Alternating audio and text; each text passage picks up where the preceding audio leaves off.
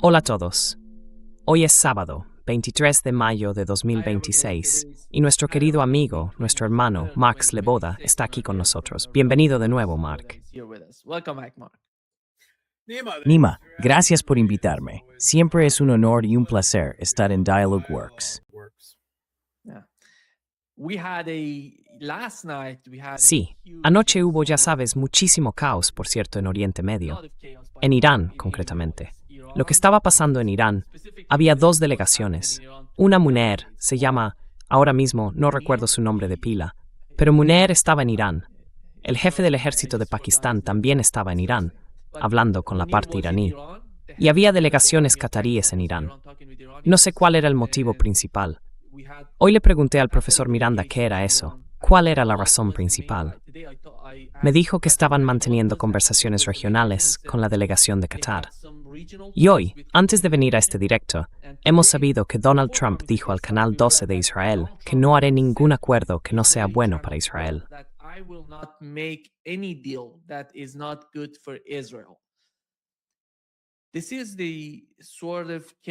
Este es el tipo de caos en el que estamos viviendo. Nadie sabe si va a haber algún tipo de ataque. Anoche, mucha gente hablaba de que podía producirse un ataque. Hubo algunos informes desde Irak y Siria que decían que aviones de combate se dirigían hacia Irán. Pero no pasó nada anoche. No sé si esta noche vamos a tener algún tipo de ataque o algún tipo de anuncio. Pero lo que sí puedo decir, en mi opinión, es que lo que no va a cambiar es la posición iraní, porque estamos escuchando una y otra vez que dicen que sus condiciones básicas, sus puntos importantes, siguen siendo los mismos. No han cambiado. ¿Cuál es tu interpretación de lo que está ocurriendo?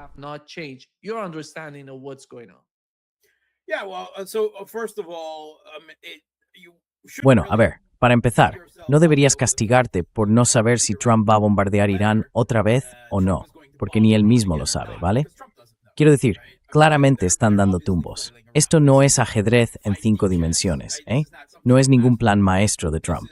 Es simplemente que no tienen ni idea de qué hacer. Montan mucho ruido, se echan atrás, valoran opciones, prueban un plan A disparatado, luego un plan D igual de loco, y buscan una salida a la situación en la que el propio Trump se ha metido. Y sí, es un zufk, usando el término del ajedrez. Cualquier movimiento que haga solo empeorará la situación. Por eso están actuando así, sin rumbo.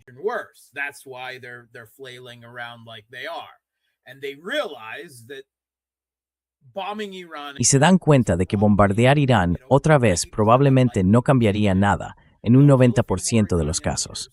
Matarían a algunos líderes iraníes más, destruirían algunas cosas más, pero eso no haría que Irán se rindiera. No va a hacer que cedan, ni que renuncien al control iraní sobre el estrecho de Hormuz. Pero es que no tienen otras buenas opciones. No pueden simplemente aceptar la derrota e irse, ¿verdad? Porque Irán controla el estrecho de Hormuz. Mientras esa sea la situación, ni siquiera Donald Trump podría presentar eso como una victoria. Quiero decir, puede que en algún momento lo intente, pero es muy poco probable que lo consiga.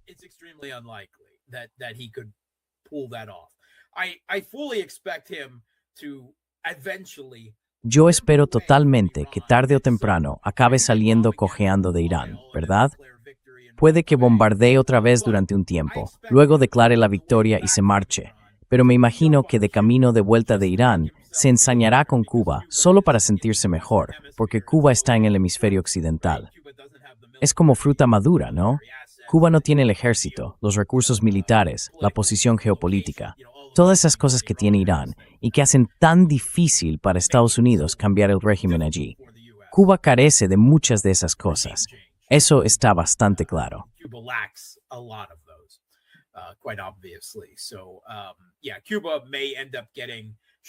Así que bueno, sí, puede que Cuba acabe saliendo perjudicada por la, digamos, frustración acumulada de Trump con Irán, justo al final de su mandato. Y eso, la verdad, parece una posibilidad bastante real. Pero bueno, si vuelve a bombardear o no, ni él mismo lo sabe a estas alturas. Se da cuenta de que probablemente no cambiaría nada. Tiene al menos cierta idea de lo bajas que están las reservas del Pentágono de interceptores antiaéreos y de municiones de largo alcance, como los misiles Tomahawk o los JAS. Y sigue prometiendo, ya sabes, devolver a Irán a la edad de piedra, destruir su civilización, bombardear todos los puentes y las centrales eléctricas del país.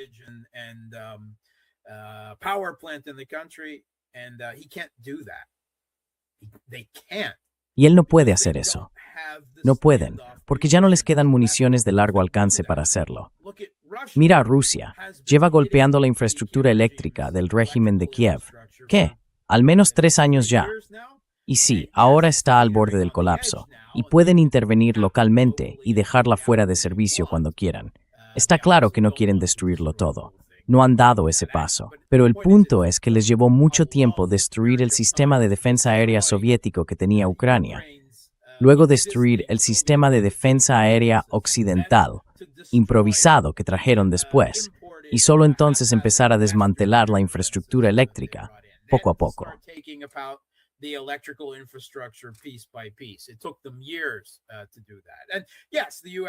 Les llevó años conseguir eso. Y sí, Estados Unidos tiene algunos recursos aéreos más avanzados que Rusia, pero no mucho más avanzados. Y hemos sabido, por filtraciones del Pentágono y de la inteligencia estadounidense publicadas en el New York Times, que la Fuerza Aérea teme las capacidades de detección y defensa aérea de Irán, que si entraran en el espacio aéreo iraní para usar las municiones de corto alcance que tienen, en lugar de las de largo alcance, como las bombas planeadoras o las Houthi-AM, de las que sí disponen de muchas más, estarían poniendo en riesgo a su propia fuerza aérea, porque Irán cuenta con varios sistemas nuevos de defensa aérea.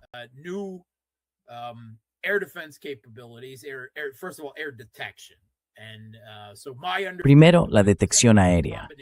Por lo que entiendo, se trata de una combinación de infrarrojos y en lugar de un sistema de radar activo que se detecta fácilmente y puede ser localizado, están usando un sistema de detección no activo.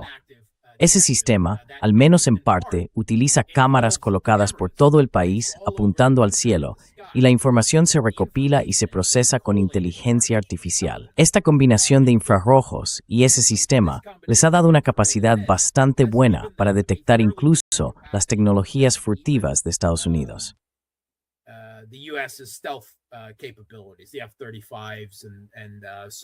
Tienen F-35 y bueno, algunos de los B-2 y eso, y todavía, claro, siguen teniendo suficientes sistemas de defensa aérea, interceptores, sistemas de lanzamiento y misiles interceptores. Ya sabes, vimos cómo todos esos aviones estadounidenses caían del cielo en los pocos días antes de que empezara el alto el fuego.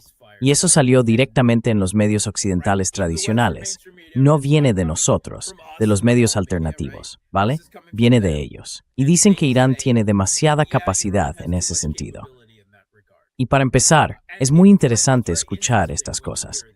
Hemos visto un montón de filtraciones de la inteligencia y del ejército de Estados Unidos en las últimas semanas.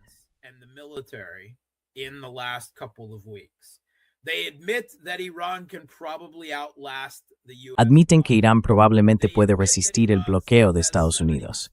Admiten que Irán todavía conserva más del 70% de su capacidad de misiles, lanzadores, drones, todo.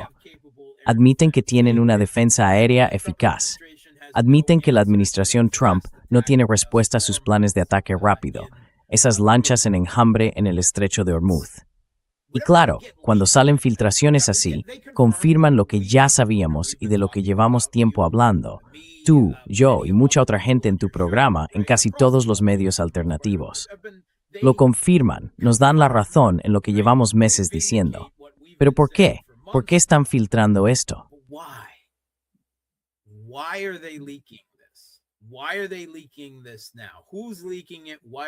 ¿Por qué están filtrando esto ahora?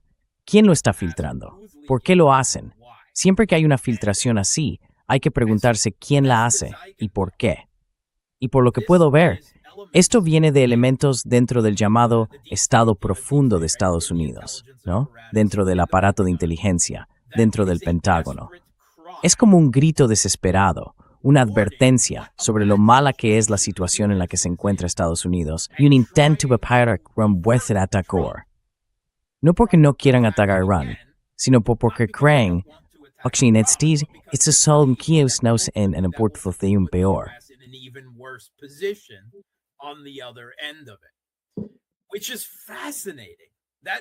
Es fascinante, porque eso muestra lo grave que es la situación. Que su propio estado profundo, o al menos ciertos sectores dentro de él, claro, no hay un estado profundo monolítico, ¿verdad? Hay muchas facciones distintas dentro de ese estado profundo, dentro de lo que Ben Rhodes llamó el blob, la élite de política exterior y seguridad.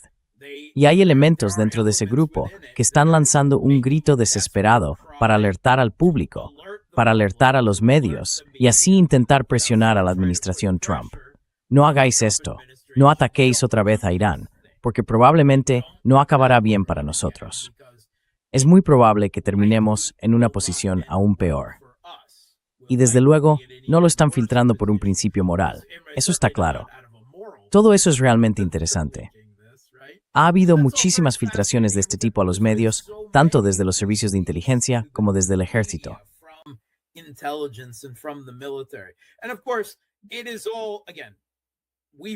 Y claro, todo esto, otra vez, son cosas que llevamos diciendo desde hace mucho tiempo en los medios alternativos, y están casi a 180 grados de distancia de los, ya sabes, delirios absolutamente locos, desequilibrados, infantiles, de un hombre niño megalómano como Donald Trump. Y no sé hasta qué punto, no soy historiador, pero como muchos, seguro de los que nos escuchan, soy un aficionado a la historia, ¿no? Me encanta.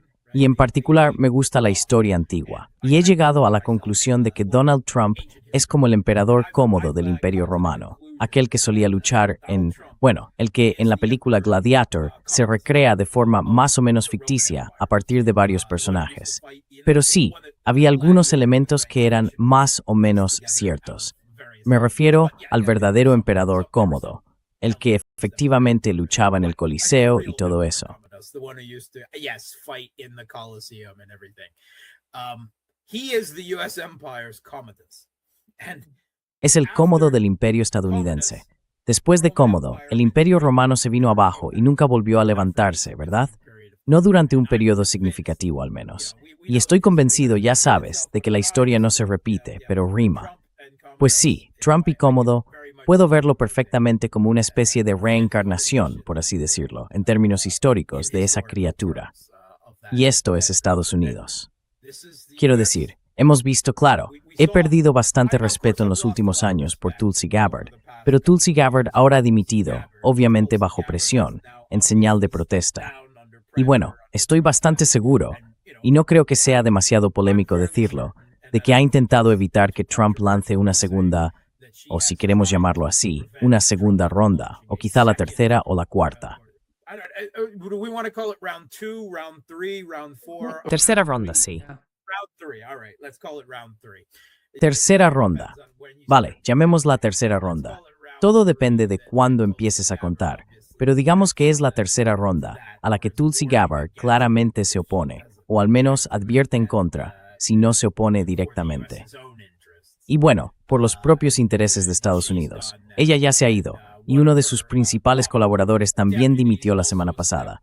Así que hay bastantes deserciones en la administración Trump, mientras ellos...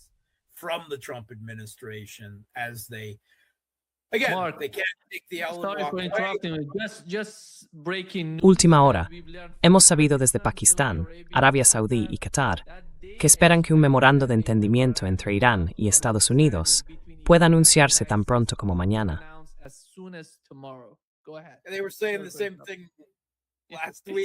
Adelante, decían lo mismo la semana pasada y la anterior también. Así que puede ser, sí, pero yo no contaría con ello. No creo que ningún presidente de Estados Unidos pueda aceptar las condiciones de Irán.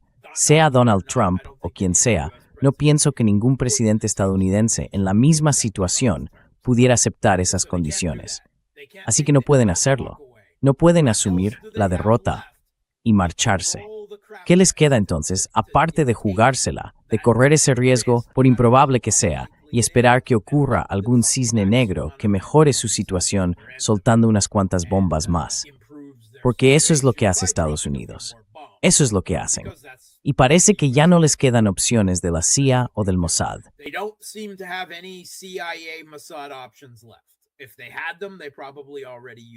Si las tuvieran, probablemente ya las habrían usado.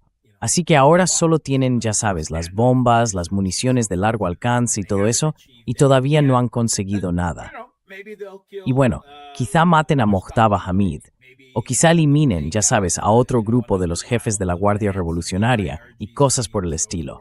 Si vuelven a bombardear, casi con toda seguridad eso es lo que intentarían hacer. Y luego tratarían de decir que es el segundo cambio de régimen. Y si las cosas no cambian, aún así dirían, bueno, hemos eliminado al régimen, los hemos bombardeado, ya no les queda nada y nos vamos. Se acabó. Y lavarse las manos del asunto. Es una posibilidad real. Ahora bien, si fueran más sensatos, quizá en este punto harían eso sin volver a bombardear. Pero no creo que sean sensatos, no creo que sean lógicos ni racionales. Así que sería un error pensar o razonar que una persona cuerda se retiraría ahora antes de que la situación empeore. Pero no son personas cuerdas. Así que siempre es peligroso intentar ponerse en la mente de alguien que no está en su sano juicio, que no es racional. Pero, por desgracia, eso es lo que tenemos que hacer, ya sabes, como analistas y periodistas que cubrimos esto.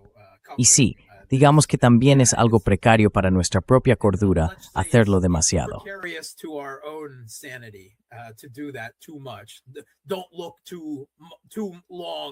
No mires demasiado tiempo, ni demasiado profundo al abismo.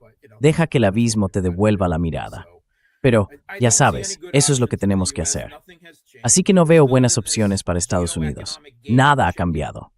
Seguimos en este juego geoeconómico de gallina, avanzando a toda velocidad hacia el precipicio, o unos contra otros, como quieras llamarlo. E Irán está en su economía, y Trump está atrapado conduciendo la economía global, afectada por la crisis energética mundial. Y seguimos acercándonos cada vez más a ese borde. Incluso la inteligencia estadounidense nos dijo la semana pasada que Irán resistirá este intento de bloqueo por parte de Estados Unidos. Ahora tienen demasiadas otras opciones.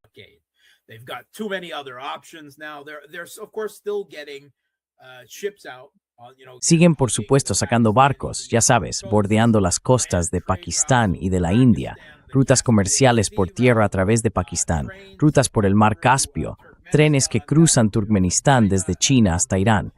Tienen demasiadas opciones. Se puede presionar su economía, no hay duda de eso. Se puede hacer que exporten menos petróleo en petroleros que antes. Pero claro, en este punto, que salga menos petróleo también está afectando a la economía global. Ese es el dilema. Así que, en ese sentido, se están perjudicando a sí mismos y acortando su propio tiempo hasta el borde del precipicio. No hay buenas opciones.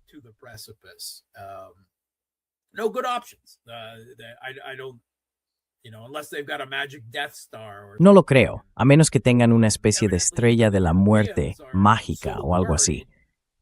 Y por lo visto, hasta los europeos estaban tan preocupados que ahora sabemos lo que pensaban cuando Trump empezó hace unas semanas a hablar de, ya sabes, acabar con la civilización iraní. Estaban preocupados. Los líderes europeos temían que pudiera llegar a usar armas nucleares por frustración. Incluso los europeos tenían miedo de eso. Y bueno, ya hablamos de ello en su momento, de que era una posibilidad aterradora, pero que no se podía descartar. Y sigue siéndolo, claro. Nos gusta pensar que algunos generales estadounidenses lo habrían frenado, que habrían impedido que Trump hiciera algo así, que no habrían obedecido sus órdenes. Pero no lo sabemos. No lo sabemos. Así que es como, ya sabes, ahora mismo todos estamos esperando la próxima diatriba absurda en redes sociales de este hombre fuera de control. Estamos en vilo. Oh, Trump, cancela no va a la boda de su hijo, no hace su rutina de golf del fin de semana porque está en la Casa Blanca, ¿no? Es casi surrealista, ¿verdad? El mundo en el que nos encontramos. Y dicen que hay un debate constante en las relaciones internacionales sobre el papel de los individuos, sobre la agencia, ¿no? Frente a los sistemas, las instituciones, el peso de la historia, la cultura y todo eso. Pero ¿cómo se puede decir que aunque no sea el factor decisivo, alguien con un poder absoluto y una obsesión por el poder, tan desequilibrado como Donald Trump, no está creando por sí mismo esta situación caótica, en gran medida? And so we're all, Así que todos estamos, ya sabes, acostumbrándonos a esta política exterior por redes sociales, que casi se ha vuelto algo normal para nosotros. Y eso que llevamos poco más de un año, ni siquiera un año y medio de su presidencia. A estas alturas, todos lo damos por normal. Ya se ha convertido en algo habitual, incluso otros líderes lo hacen también. Los iraníes lo hacen, ¿verdad? Ahora todo forma parte de este teatro público global en el que se desarrollan los acontecimientos. Y claro, cuando actúas para una audiencia así, también, de forma consciente o inconsciente, cambias tu propio comportamiento, porque estás en un escenario público. Y eso, la verdad, no me deja tranquilo con la situación en la que estamos, porque no es algo bueno. Hace que sea más difícil dar marcha atrás. Hace que las concesiones sean más complicadas.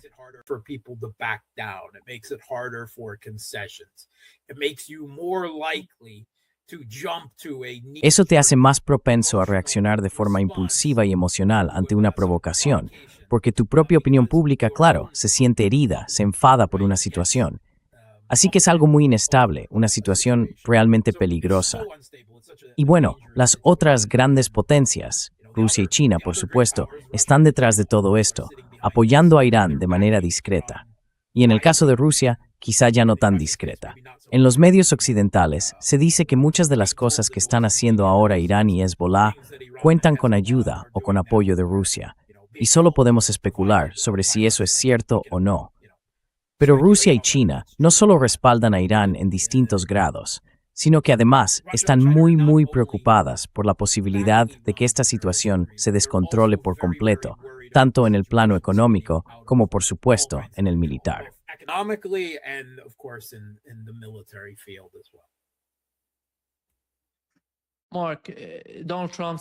Mark, Donald Trump le dijo a CBS News que estamos cada vez más cerca de un acuerdo con Irán.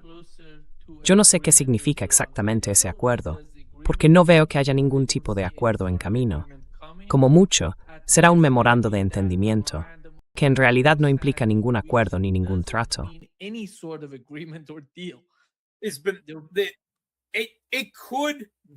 Podría ser, claro.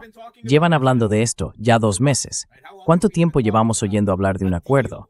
Trump siempre está diciendo que hay un acuerdo a punto de cerrarse, y eso ya lo sabemos. Vale, parte de esto son los estadounidenses y los iraníes comunicándose entre sí a través de los pakistaníes. Parte puede que sean mensajes que van y vienen, o respuestas a publicaciones en redes sociales, a estas alturas. Pero también sabemos que una buena parte de esas publicaciones, de esas reacciones de Trump, tienen como objetivo, al menos en parte, manipular el mercado del petróleo. Vamos, creo que ya no hay ninguna duda de eso. Así que no podemos dar por cierto nada de lo que diga Trump. Tenemos que tomar todo lo que dice con escepticismo. Yo no me creo nada de lo que dice hasta que lo tengo confirmado por varias fuentes más, incluidas, por supuesto, las iraníes.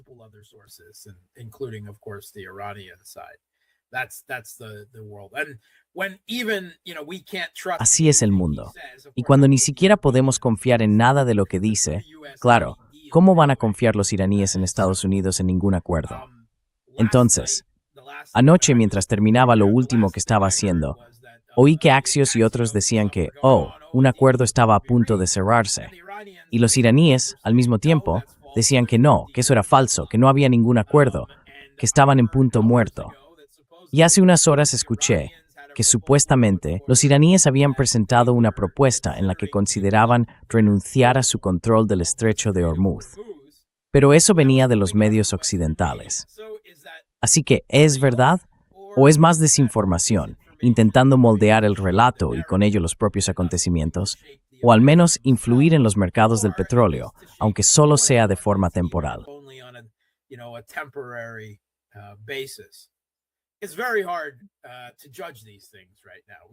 Es muy difícil juzgar estas cosas ahora mismo. Desde luego, yo no tengo, conozco otra vez ciertos parámetros.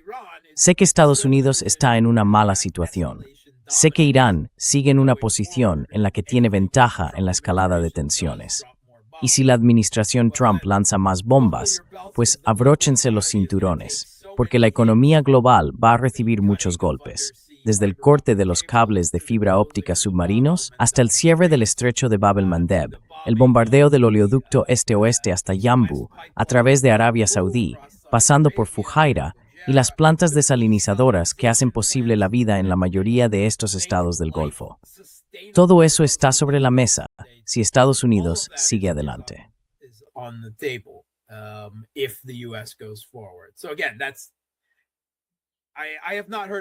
Así que una vez más, no he escuchado a nadie presentar un argumento que me haga dejar de creer que Irán tiene la ventaja en la escalada de estas respuestas. Sí, por supuesto son respuestas asimétricas. No, Irán no puede bombardear ciudades estadounidenses. Eso está fuera de su capacidad. Pero quizá lo que están haciendo con la economía global sea más eficaz. Esta respuesta asimétrica, este uso de la tradicional arma estadounidense de convertir la economía en un instrumento de presión, ellos le han dado la vuelta y ahora están haciendo lo mismo contra Estados Unidos. Usan la economía, los mercados energéticos globales, la economía mundial para presionar a Estados Unidos y que detenga esta guerra insensata contra Irán. Y la verdad, creo que ahí hay un argumento muy sólido.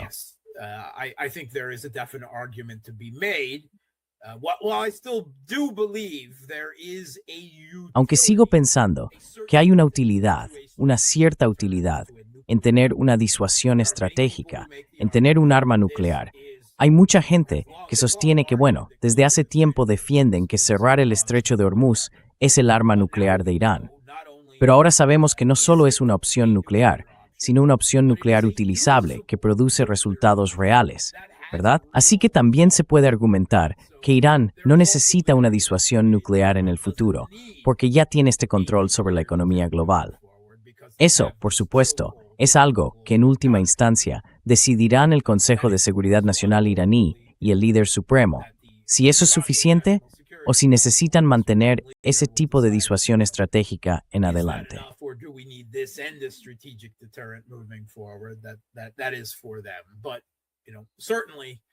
Eso es cosa suya.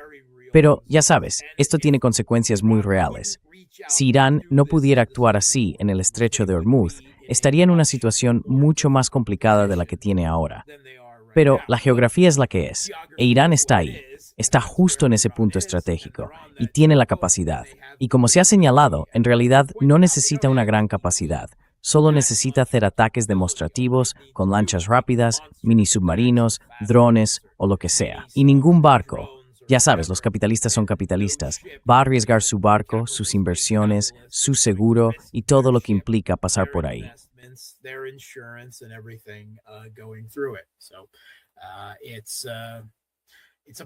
Es una capacidad muy poderosa la que tiene Irán. Ya sabíamos desde hace tiempo que la tenía, y ellos también lo sabían.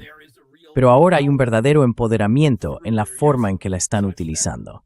Hace apenas un par de semanas salieron artículos en The New York Times y en The Washington Post que reconocían que Irán estaba saliendo de todo esto no debilitado, sino convertido en una especie de cuarta gran potencia mundial. Quizá un poco por detrás de las demás en algunos ámbitos, pero como un nuevo tipo de poder e influencia que siempre habían tenido, aunque nunca lo habían ejercido antes. Y eso lo cambia todo.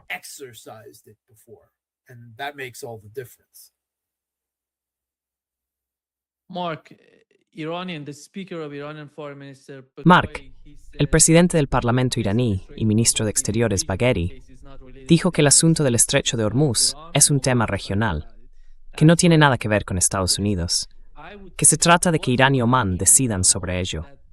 Por eso lo que está ocurriendo en Irán, Mark, es que están formalizando el mecanismo del estrecho de Hormuz a través del Parlamento para que quede aprobado y nadie pueda modificarlo.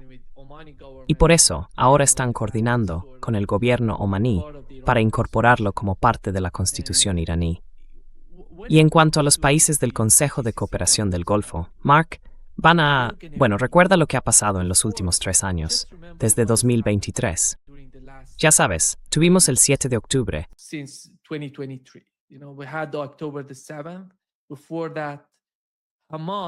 Antes de eso, antes de que Hamas atacara a Israel, Israel estaba normalizando sus relaciones con los países del Consejo de Cooperación del Golfo, junto con Turquía. Eso ahora se ha acabado. Lo que está pasando con los países del Golfo es que van a depender más de Irán y del estrecho de Hormuz que antes. En mi opinión, eso les daría cierto margen de influencia para actos de resistencia. Por eso, Israel está haciendo todo lo posible por acercarse a los Emiratos Árabes Unidos. No sé exactamente qué están haciendo, pero de alguna manera están provocando o presionando a los Emiratos para hacerlos más vulnerables.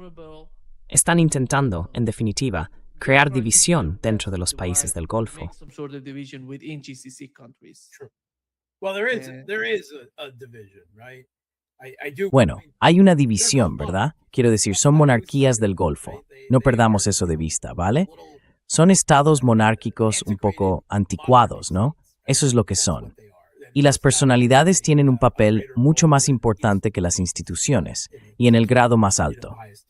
Y vemos que hay al menos cierta diferencia en la reacción entre, digamos, Arabia Saudí y Qatar, sin ponerlos exactamente en el mismo sitio, claro, por un lado, y los Emiratos Árabes Unidos por otro. Los Emiratos, de hecho, se han acercado más a Estados Unidos e Israel que antes de todo esto. Recordemos que los Emiratos incluso se unieron a los BRICS Plus, que ahora, por supuesto, han quedado prácticamente paralizados. Which has now, of course, paralyzed BRICS Plus.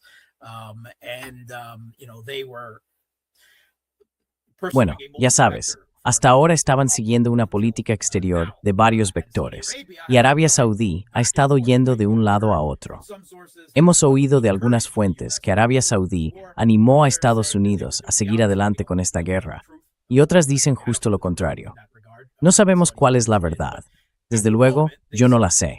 No sé cuál es realmente la posición de Arabia Saudí, pero por el momento, parece que están intentando calmar la situación y valorar sus opciones. Aún así, al final de todo esto, los países del Golfo van a sentirse más inseguros, ¿verdad? Tanto en su situación de seguridad como en su posición geopolítica, más que antes.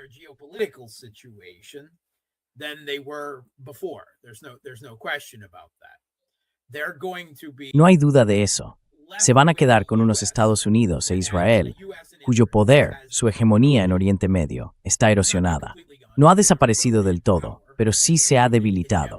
Y tienen a Irán, que está convirtiéndose, digamos, hasta cierto punto, gracias a su capacidad de influencia, a medios asimétricos más que a otra cosa, pero también por su demostrada capacidad de ataque a larga distancia. Eso es poder duro, pero también una hegemonía mayor en Oriente Medio. Y van a salir de todo esto con más power y con mucha ira. And angry coming out the other side of this. I don't believe that these Gulf Arab states can, No creo que esos estados árabes del Golfo puedan someterse a Irán, ¿verdad? Porque al final, así es como ellos lo verían. No pueden dejar que sus economías y sus ejércitos queden completamente vulnerables frente a Arabia Saudí.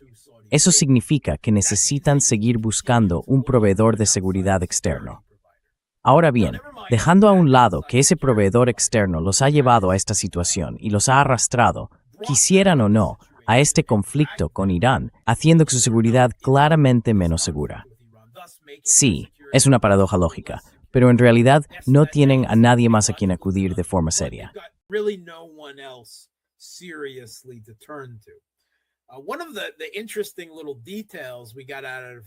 Uno de los pequeños detalles interesantes que salió de la reciente cumbre entre Rusia y China fue que China ha estado vendiendo armas discretamente a los países del Golfo durante todo este tiempo, ¿verdad?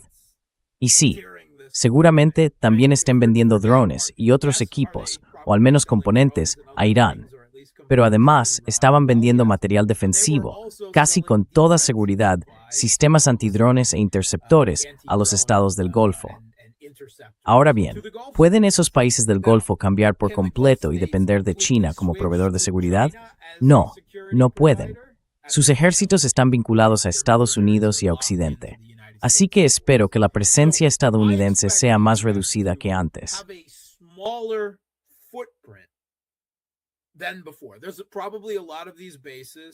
Probablemente hay muchas de esas bases que considerarán demasiado vulnerables frente a Irán, tanto desde el punto de vista geopolítico como militar, como para exponerse. No nos han ayudado contra Irán. De hecho, nos han hecho más vulnerables porque han dejado una parte de nosotros ahí fuera. al alcance de un posible contraataque iraní, ¿verdad? Mientras que todos sus otros activos, los que están en Estados Unidos, quedan mucho más allá del horizonte. Así que algunas de esas bases probablemente las abandonen en silencio, sin decir que las están abandonando, porque no pueden hacerlo abiertamente, porque eso afecta al prestigio de Estados Unidos. No pueden hacerlo, pero puede que las abandonen igualmente. Aún así, no van a retirarse por completo de Oriente Medio.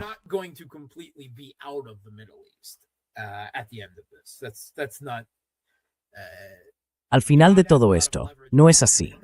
Irán tiene bastante influencia y poder, pero no tanto. Seamos sinceros con eso. Y los países del Golfo, cuando esto termine, van a aferrarse más a Estados Unidos en algunos aspectos, pero también van a explorar cómo pueden tener una política exterior más diversificada, ¿no? Harán acuerdos pragmáticos con Irán para llevar su energía al mercado global, pero no les va a gustar. Y eso va a generar una situación muy tensa. No creo que al final de todo esto haya ningún acuerdo firmado en el que Estados Unidos e Israel se comprometan a no atacar nunca más a Irán ni nada parecido. Eso simplemente no es posible. No es políticamente viable. Nunca. La eliminación de las sanciones tiene que pasar por el Congreso de Estados Unidos. Y eso no va a ocurrir. Devolverle a Irán sus fondos congelados tampoco va a pasar. Es políticamente imposible. Así que, sea cual sea el objetivo final de todo esto, sí, puede que fortalezca a Irán en algunos aspectos de cara al futuro, pero en realidad lo único que hará será aplazar el problema unos años más, hasta que Estados Unidos e Israel consideren, al menos en teoría, que están en una posición más fuerte para reanudar el conflicto con Irán. No va a ser un final, solo va a ser un compromiso.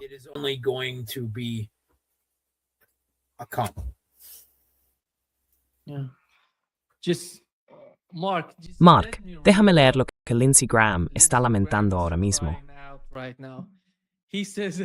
Dice, si se llega a un acuerdo, tú eres más masoquista que yo por someterte a las publicaciones de Lindsey Graham.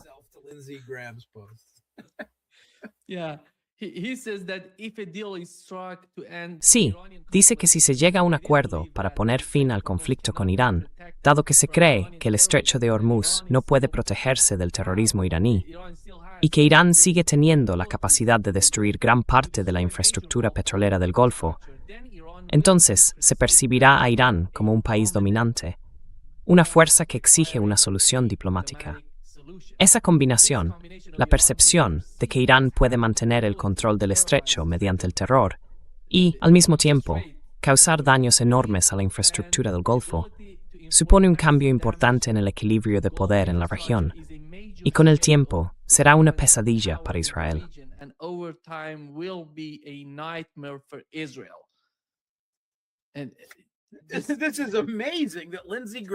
Y es increíble que Lindsey Graham esté admitiendo todo esto.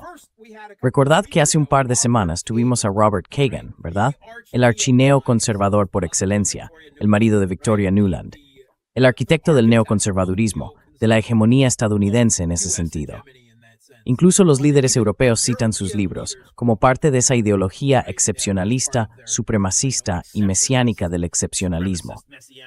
Pues bien, en las últimas semanas ha publicado 2 artículos. Primero, ese titulado Jaque mate a Irán, y ahora un segundo en el que sí hace el mismo tipo de mea culpa, reconociendo que Estados Unidos ha sido estratégicamente derrotado.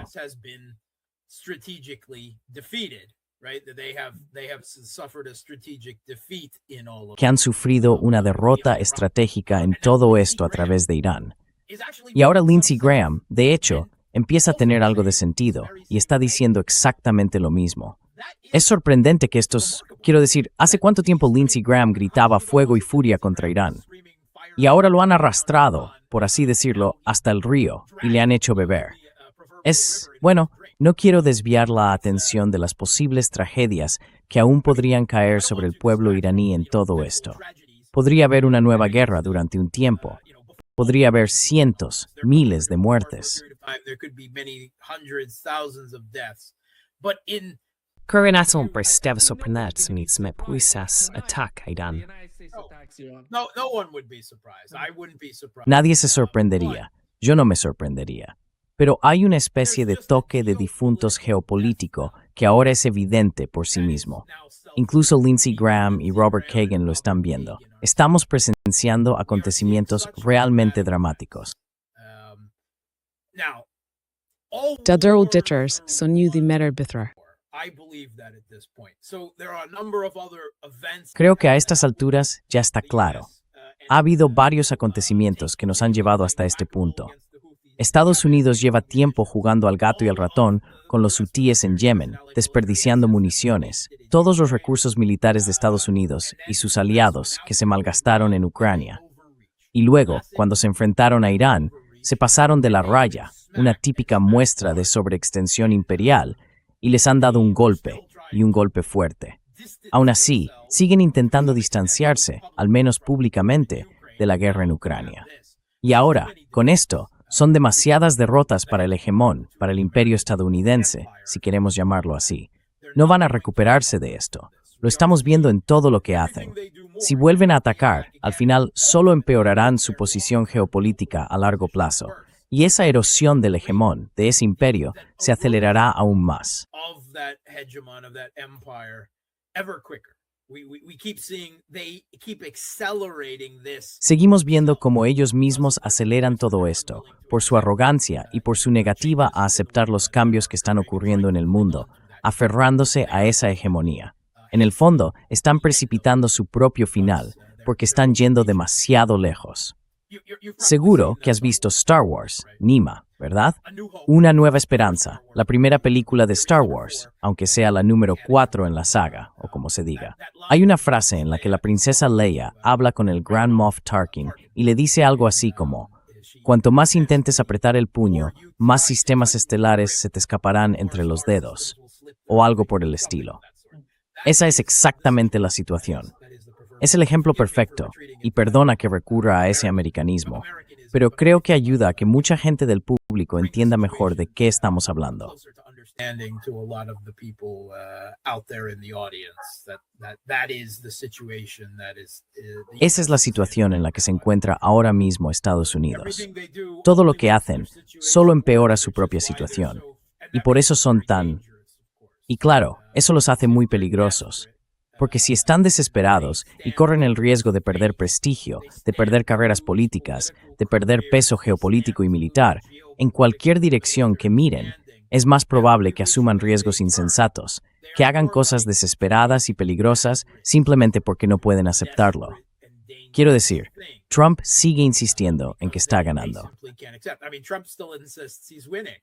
I just saw a video yesterday where he says he has 100%. Ayer vi un video en el que él dice que tiene el 100% del control del estrecho de Hormuz. Y quizá lo crea, hasta cierto punto. No lo sé. No puedo ver tanto dentro de la cabeza de ese hombre, y probablemente tampoco querría hacerlo. Pero eso es lo que les está haciendo actuar con tanta desesperación, y claro, eso los vuelve peligrosos.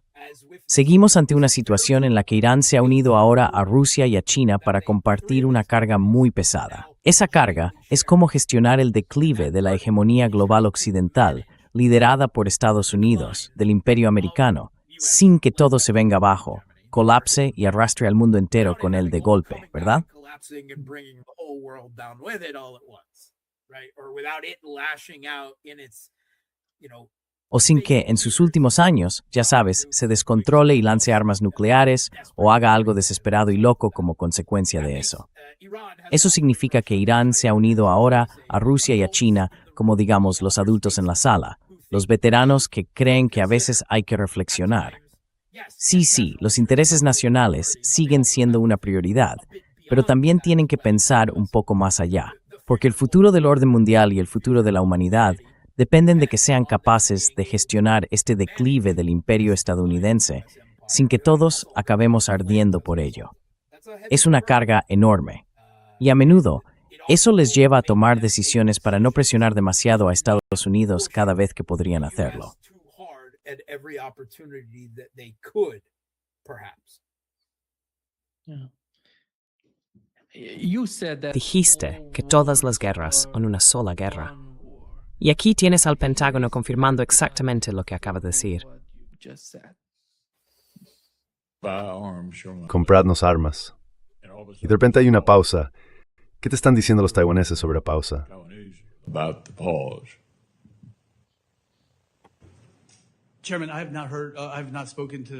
Señor presidente, no he hablado con los taiwaneses. Sin embargo, hemos realizado algunas ventas militares al extranjero con ellos.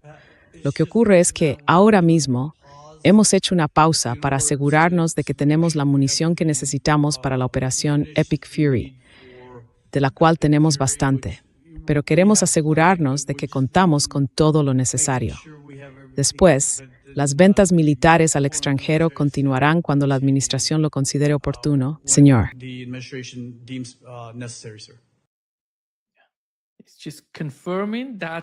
Eso confirma precisamente por qué el gobierno taiwanés no está recibiendo los 40.000 millones en armas, por la guerra entre Estados Unidos e Irán. Y sabemos lo que ha pasado antes. Estados Unidos entrando en la guerra contra Irán en Ucrania. Todo esto está conectado. Yeah, there was a video. I mean, this is already about a year or so Sí, old. hubo un video.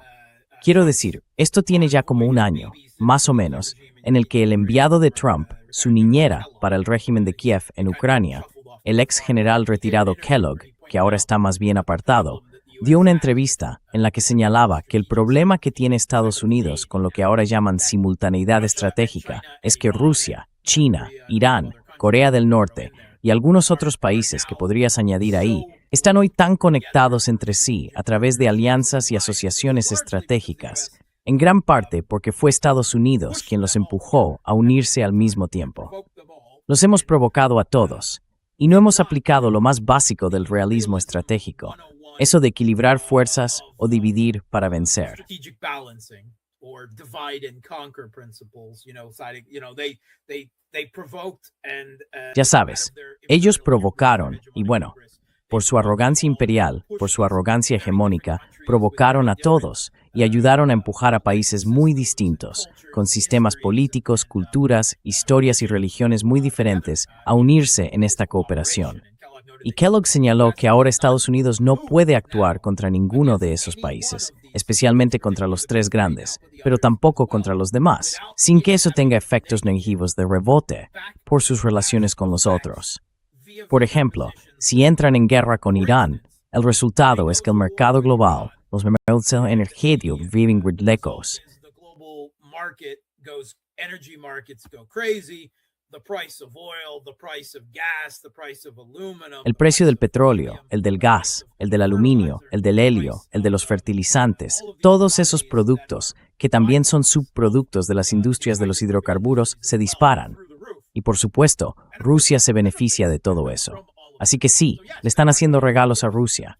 Y si durante los últimos años enviaron recursos militares al régimen de Kiev en Ucrania, eso significa que, cuando les tocó actuar con Irán, tenían menos disponibles, menos interceptores, menos medios para hacerlo. Eso no es, digamos, una especie de ajedrez en 5 dimensiones por parte de Putin o de ellos. Es simplemente que ahora todo está tan interconectado que no puedes romper una parte de la red sin que afecte a toda la estructura. Y ese es el problema.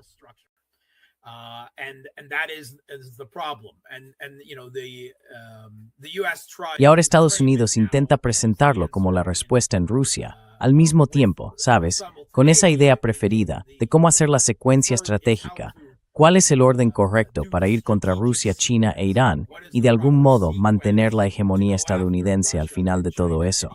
Pero no pueden, porque se volvieron contra Ucrania. Primero se volvieron contra Rusia. Podemos eliminar a Rusia. Ah, no podemos. Su economía es demasiado fuerte. No pudimos hundir su economía. No podemos derrotarlos militarmente. De hecho, cada vez son más fuertes. Vale, pues cambiemos de rumbo y vayamos a por Irán.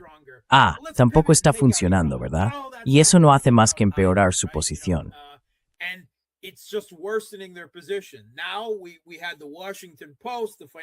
Hace un par de semanas, el Washington Post y prácticamente todo el mundo llegaban a la misma conclusión que nosotros ya habíamos sacado, que Estados Unidos estaba en una posición demasiado débil, con sus reservas restantes de municiones, interceptores antiaéreos y armamento de largo alcance, como para hacer algo contra China, si China decidiera, aunque no quiera hacerlo, recuperar por la fuerza su provincia insular separatista de Taiwán y sacarla de la influencia estadounidense.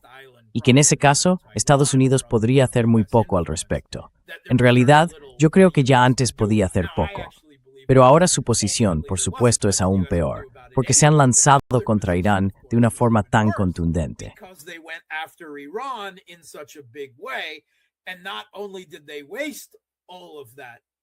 Y no solo desperdiciaron todo ese poder duro, sino que ni siquiera lograron los resultados que buscaban con él. De hecho, puede que al final, en ciertos aspectos, hayan acabado fortaleciendo a Irán. Es una posición terrible para un hegemón. Y por un lado, sí, eso nos arranca una sonrisa cínica a muchos al darnos cuenta de lo mala que es la situación geopolítica. Pero por otro lado, tenemos que tener mucho cuidado con esa bestia herida que es el hegemón, porque unos Estados Unidos en esta posición probablemente reaccionen de forma desesperada. Y bueno, poco lógica, sin querer aceptar este daño que en gran parte se han causado a sí mismos en todo esto. Pero son tiempos asombrosos los que estamos viviendo, Nima. Tiempos realmente asombrosos. Amazing times we're living in, Nima. Amazing times. Exactly. Just unbelievable what is happening. Exacto. Es increíble lo que está pasando ahora mismo. Mark, muchísimas gracias por acompañarnos hoy. Por favor, entrad en la página web de Mark Sleboda. Está en Boosty. Podéis verla justo a la derecha de Mark, boosty.com/TheRealPolitic. Y podéis ir allí. Sé que quizá encontréis su canal de YouTube o su Substack, pero no está activo en esas cuentas. Sí, Mark, ¿estás usando Boosty? Sí. Yes, Mark, you're using Boosty. Again, I'm a Russian citizen living in Russia. De nuevo, soy ciudadano ruso y vivo en Rusia, y todos vuestros gobiernos occidentales me están sancionando. Así que no puedo, ya sabes, mantenerme a través de YouTube, Patreon, Substack o Buy Me a Coffee. Pero Boosty es inmune a las sanciones. Es bueno para vosotros, es bueno para mí, es lo único que realmente funciona. Ahí es donde me he instalado. Cualquiera puede seguirme allí gratis. Pongo todas mis entrevistas con Nima, con Danny, con Rachel, con Garland, con Crosstalk y con todas las demás cosas que hago, y son gratis para todo el mundo. Pero también tengo, para quienes quieran exponerse un poco más a mi cinismo y a mi fatalismo, la opción de apoyarme y hacerse suscriptores. Cada semana publico horas y horas de contenido exclusivo para ellos, además de todo lo demás. Y tenemos un canal privado en Discord para charlar sobre geopolítica y esas cosas. Y gracias, esto no ha sido un anuncio pagado. Yeah, no. Please. Sí, por favor, entra y suscríbete. Suscríbete. Tenemos que apoyar a Mark Sleboda y el periodismo que hace, que es importante para los medios alternativos. Alternative media. We don't have Analista, no periodista. Analista, exactamente, tú eres periodista. Yeah, exactly. Sí, exactamente. Muchísimas gracias, Mark, por estar con nosotros hoy. Un verdadero placer, como siempre. As always. Gracias por invitarme. Gracias.